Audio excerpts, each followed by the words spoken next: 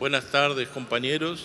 Yo quería, en primer lugar, felicitar a este Congreso de Conlutas por haberle dado tanta importancia a esta conmemoración de los 100 años de la Revolución Rusa. Digo esto porque, como mínimo en mi interpretación, y creo que es la interpretación del conjunto de los delegados aquí, este acontecimiento, los 100 años de la Revolución Rusa, se refiere al acontecimiento más importante de la historia del movimiento obrero a nivel mundial. Posiblemente los burgueses no lo consideren así, el acontecimiento más importante, pero para nosotros, para los trabajadores, para los socialistas, para los revolucionarios, es sin duda un acontecimiento que divide la historia de la humanidad en antes y después de la Revolución Rusa. Para decir lo que yo considero la importancia de la Revolución Rusa, ¿qué fue la Revolución Rusa? Quería repetir una frase que Trotsky repite en varios de sus trabajos, en 4 o 5 trabajos, cuando se refiere a la Revolución Rusa, hace una citación. Trotsky cita no a Marx, no a Lenin, no a un grande revolucionario, sino a un general reaccionario, zarista, general Zalesky. ¿Por qué? ¿Qué decía este general Zalesky sobre la Revolución Rusa? Él decía, él escribió, después que triunfó la Revolución Rusa, él decía, parece increíble, un portero del Ministerio de Justicia ahora es el jefe del Ministerio de Justicia. Un peluquero ahora es el intendente de una ciudad. Un engrasador de trenes ahora es el jefe de toda una división ferroviaria. Y por fin decía, y un obrero simple ahora es el director de la fábrica. Y él se sorprendía porque él no terminaba de entender lo que había pasado. Porque estaba frente a una realidad que nunca había acontecido. ¿Cuál era esa realidad? Que los de abajo ahora estaban encima. Que los explotados, que los oprimidos, que los humillados ahora estaban al frente del Estado.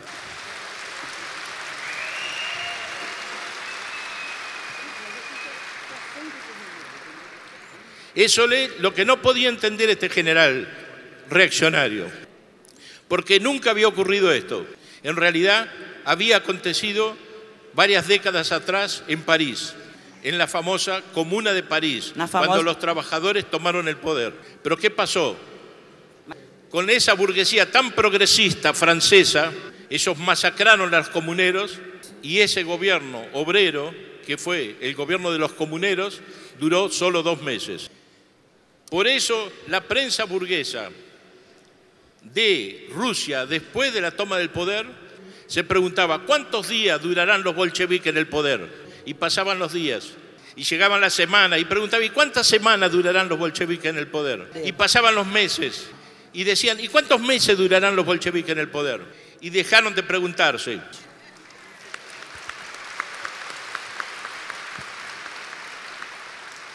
¿Y qué hicieron? Esa burguesía tan progresista mandó 14 ejércitos para intervenir y para acabar con ese proceso.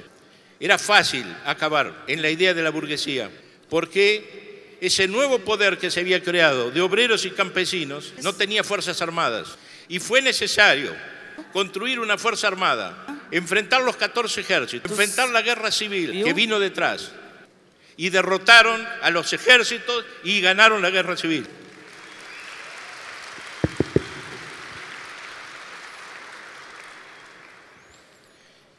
Ahora, esos obreros en el poder, ¿qué hicieron? ¿Qué consiguieron? En primer lugar, demostraron que la burguesía se la puede derrotar. Pero más que eso, demostraron que un gobierno, que era el gobierno provisorio, que era un gobierno que hablaba en nombre de la revolución, que hablaba en nombre del socialismo, era un gobierno capitalista, pero era apoyado por la mayoría de las organizaciones de izquierda. Era un gobierno que estaba ahí para engañar a los trabajadores y fueron capaces de derrotar a ese gobierno, a los nobles, a los capitalistas y a los reformistas que hablaban del socialismo, pero lo que hacían era administrar el negocio de las burguesías.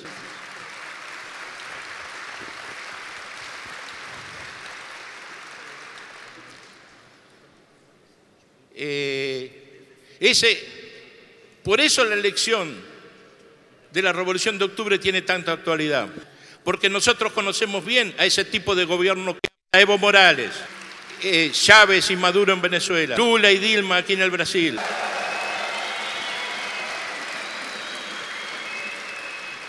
Y los bolcheviques mostraron que esos gobiernos engañosos se los puede derrotar también.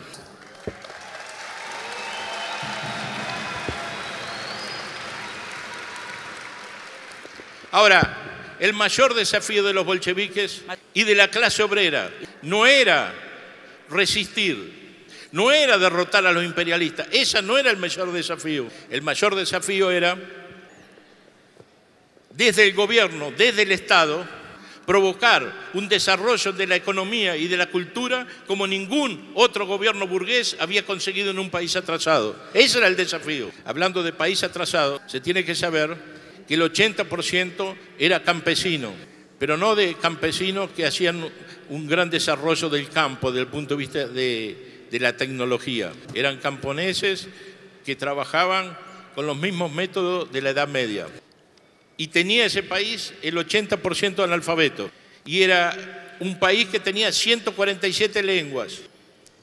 ¿Y qué provocó? ¿Qué consiguieron los obreros en menos de 20 años? Consiguieron cosas como esta. El país de los analfabetos acabó con el alfabetismo.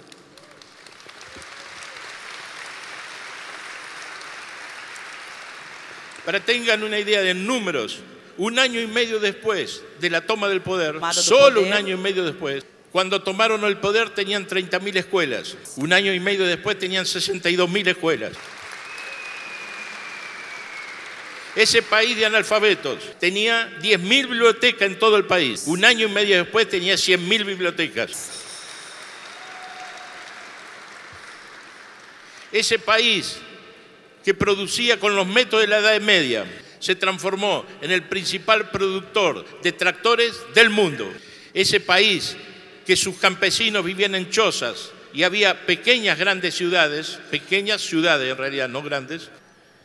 Ese país se transformó en el primer productor de cemento del mundo. A nivel de la cultura, solo para dar algunos ejemplos, o un ejemplo voy a dar para no extenderme tantos ejemplos. Yo escribí en un libro, sorprendido, porque decía que en Moscú había tres grandes teatros equivalentes al Teatro Municipal de San Pablo o al Teatro Municipal de Río de Janeiro. Yo me sorprendí porque normalmente en las ciudades grandes hay uno de esos teatros. Pero hace poco tiempo un ruso me corrigió y me dijo que estaba bien lo que yo había escrito, menos eso, porque había mucho más de 10 teatros. Y yo fui a investigar. ¿Y cuántos teatros había después de la Revolución? ¿Sabe cuánto había? 281.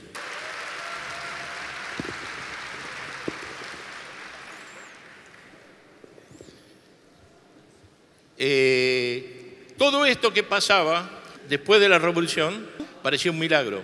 Como un país atrasado como ese podía en pocos años transformarse en una potencia. Pero no había milagro. Yo no creo en los milagros.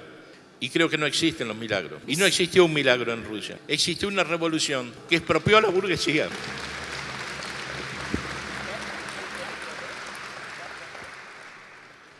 Que acabó con el anarquismo del capitalismo, que construyó una economía planificada para producir de acuerdo a las necesidades del conjunto y no de tal o cual capitalista.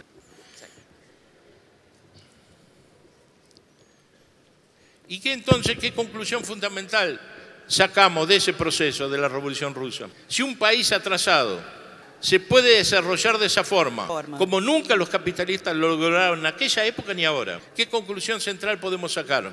Que los capitalistas son parásitos.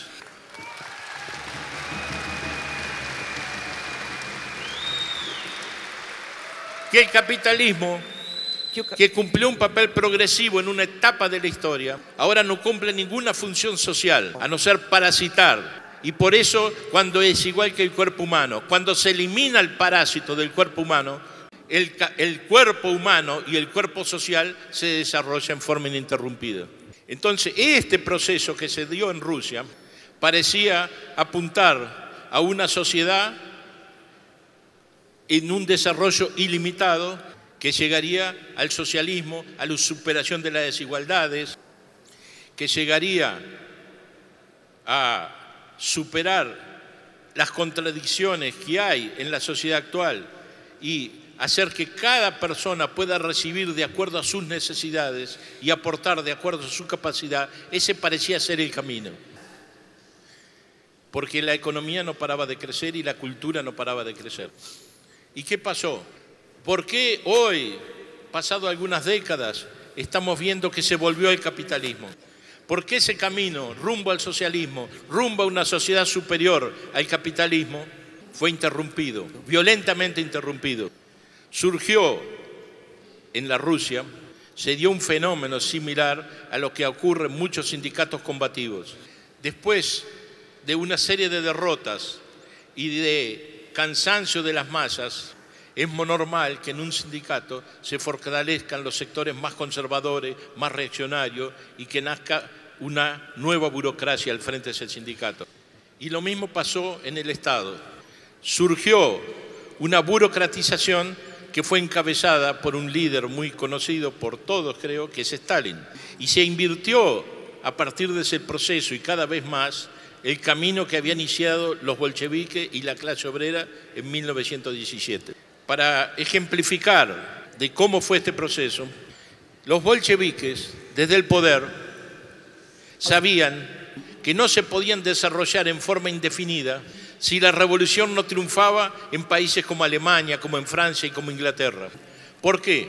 Porque por más revolucionario que fuera ese Estado, el imperialismo dominaba la economía mundial e iba a ahogar ese Estado. Y por eso los bolcheviques esperaban del auxilio de la revolución alemana y de los otros procesos revolucionarios para seguir avanzando.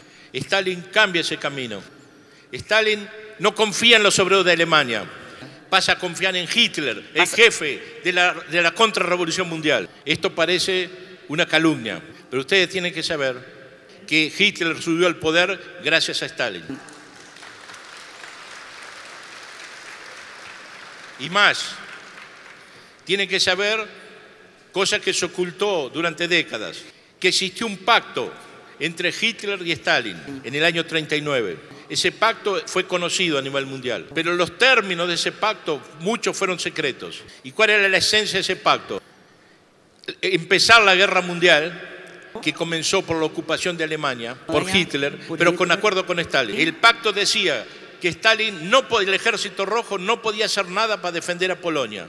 Pero no solo eso, había una parte secreta, que Hitler invadiría Polonia hasta la mitad y el ejército rojo, en manos de Stalin, ocuparía la otra parte. Pero no era solo eso. Para hacer la invasión que hizo Hitler en toda Europa, precisaba de un esfuerzo de guerra muy grande y precisaba de alimentos que no tenía. El acuerdo era que Stalin le entregaba todo el trigo necesario para fabricar los alimentos para las tropas alemanas.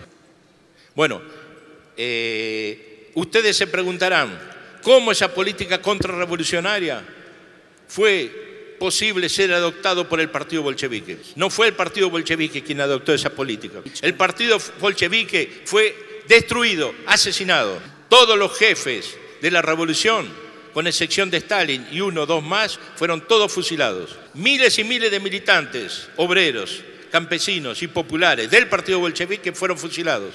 Ahora se saben los números, dados por el Servicio de Inteligencia ruso. Fueron asesinados 700.000 militantes, obreros y campesinos, y además murieron 600.000 en las cárceles y en los campos de concentración. Eso fue el estalinismo. Pero en realidad eso es una expresión del estalinismo. Porque en contra de lo que dicen algunos estudiosos por ahí, Stalin no era un psicópata. No era que mataba por el placer de matar, mataba al servicio de una política, porque era necesario destruir el partido bolchevique para hacer el acuerdo con Hitler, porque era necesario destruir el partido bolchevique para marchar en relación a la restauración del capitalismo como acabó ocurriendo.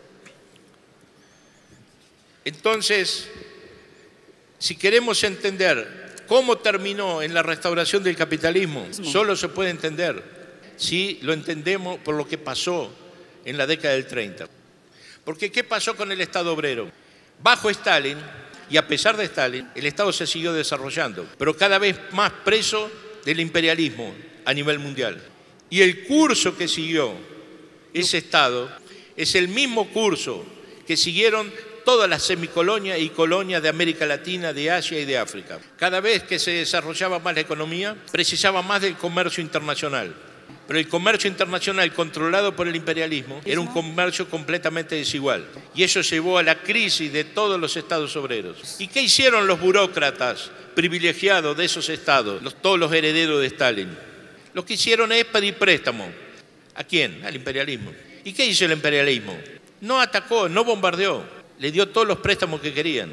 Y así todos esos países terminaron presos de la deuda externa. A tal punto que la crisis de esos estados económica llegó a un grado sin salida. ¿Y qué hizo la burocracia frente a eso? Los continuadores de Stalin. Optaron, como los bolcheviques, vamos a buscar en la revolución mundial la salida para nosotros. No. Se abrazaron más que nunca al imperialismo y restauraron el capitalismo. Tanto en el este europeo como en China, como en Cuba. Entonces, así se llega a la restauración. Pero ¿qué conclusión nosotros tenemos que sacar de todo este proceso? Se dice que el socialismo, enfrente de esos hechos, es una utopía. Pero yo les quiero decir algo que decía Trotsky en el año 36, cuando el país era dominado por el estalinismo. Y él decía, puede ser que esta dirección lleve a la restauración. Trataremos de evitarlo. Pero aunque vaya a la restauración, el socialismo mostró el derecho a la victoria. ¿Por qué? Decía Trotsky. Porque es la primera vez en la historia de la humanidad que un país atrasado, muy atrasado, fue capaz de tener un desarrollo en 20 años como ningún otro país lo tuvo.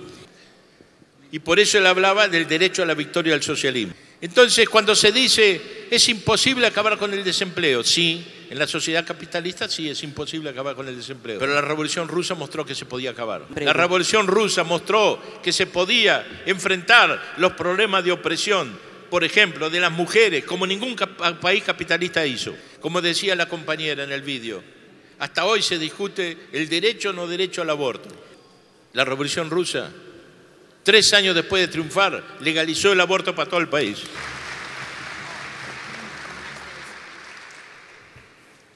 Pero más que eso, la Revolución Rusa atacó un problema que ningún país capitalista es capaz de atacar, que también lo mencionaba la compañera americana. Desde el poder hubo una lucha para acabar con la esclavitud doméstica de la mujer.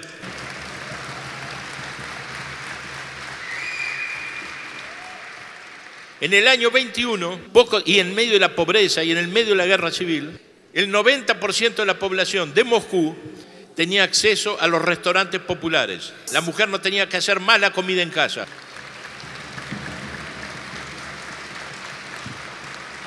La podía hacer por hobby, porque le gustaba cocinar, pero no estaba obligada a cocinar. Y así se fue atacando en cada uno de los problemas. Por fin. Se dice que el socialismo es utópico. ¿Cómo es utópico? La revolución bolchevique demostró el inicio del camino hacia el socialismo con resultados concretos. ¿Por qué esos resultados no se pueden repetir? ¿Y por qué no se pueden extender a nivel mundial? ¿Hay algún Dios que diga que no se puede hacer? Lo único que es utópico, y sí es utópica, es pensar que el capitalismo puede acabar con la explotación, con la opresión, con el hambre.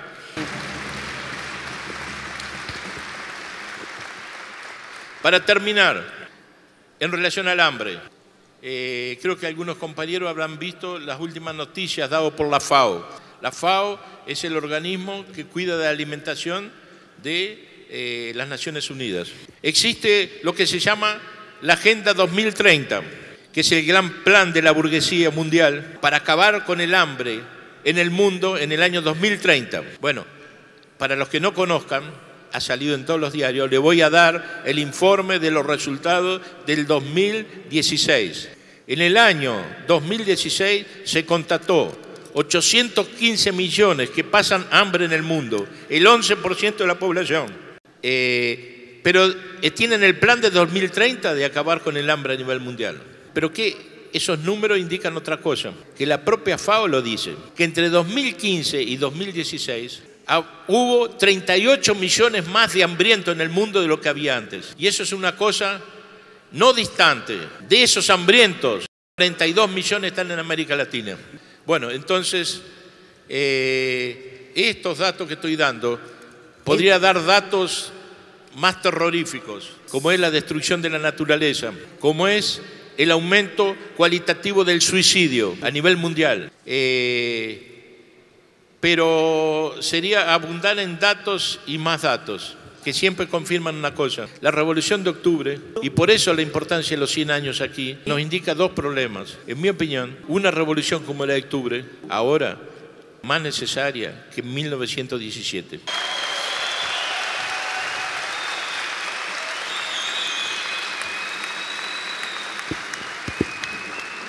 Segundo problema, es una necesidad de la humanidad.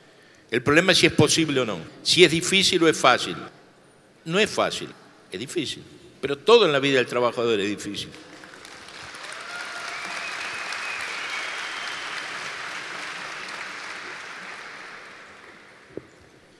El problema, si estamos dispuestos a encarar ese objetivo, esa alternativa, si estamos dispuestos a enfrentar hasta el final al capitalismo, a la burguesía y a los que hablan en nombre del socialismo para engañar a los trabajadores.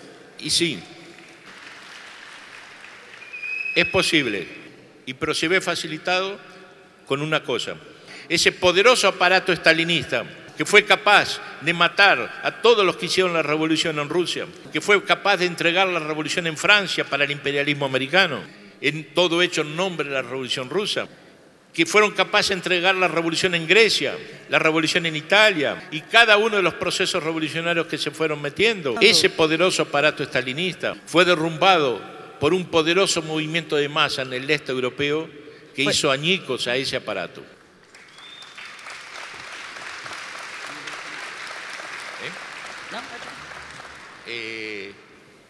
Entonces, pero sería falso decir que el estalinismo acabó. Los partidos comunistas que sustentaban esas políticas fueron destruidos o semidestruidos en todo el mundo.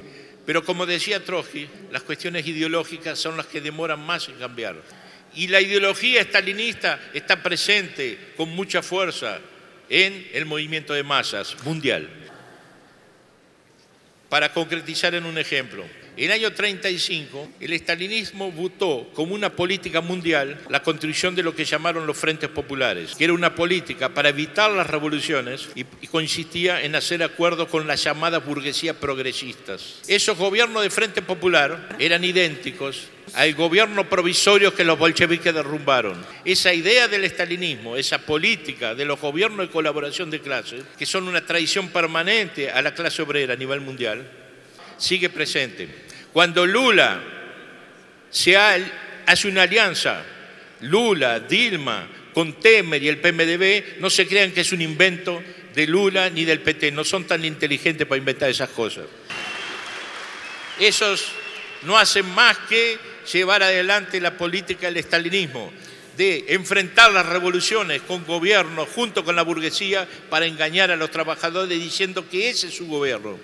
Son los gobiernos en un sentido más difícil de derrotar. Son gobiernos burgueses como todos los otros, pero ellos se basan en el engaño y por eso son más peligrosos. Bom, nada más, gracias. Não tem mais tempo? Não? Obrigada.